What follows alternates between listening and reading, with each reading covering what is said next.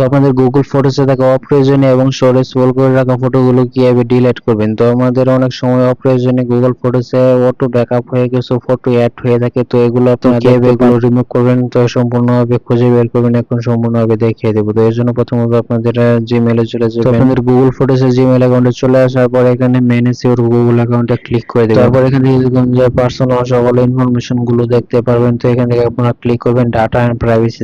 Data and প্রাইভেসিতে click করে দেওয়ার পর নিচে দিকে চলে যাবেন। তো এখান থেকে গুগল ড্যাশবোর্ডটা দেখতে পাচ্ছেন, এখানে সমস্ত ডিটেইলস পেয়ে যাবেন। আপনাদের ওল্ড ও পুরাতন ডিলিট হয়ে যাওয়া ফটোগুলোকে রিকভার করতে পারেন, এছাড়া অপ্রয়োজনীয় গুলো ডিলিট করে দিতে পারবেন গুগল ফটোসের। তো এখানে আমি প্রথমত ফটোসে ক্লিক করে দেব। তো ফটোসের সমস্ত পিক গুলো এখানে শো করবে। তো এখানে ফটোসে ক্লিক করে দেওয়ার পর দেখতে পারবেন, তো এখানে ফটোসে ক্লিক করে দেবেন এবং এগুলো আপনারা অপ্রয়োজনীয় গুলো চেক করে রিমুভও করতে পারবেন। তো এখন ক্লিক করে দেব।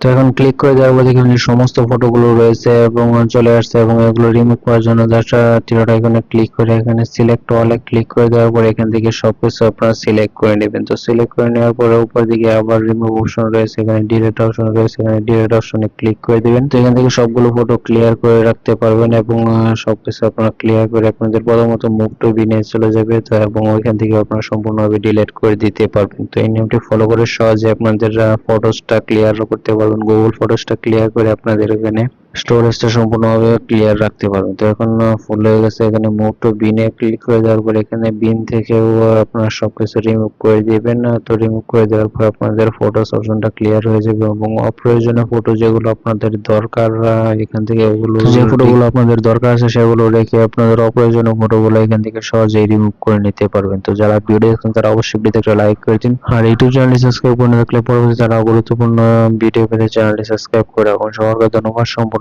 ভিডিও দেখার জন্য।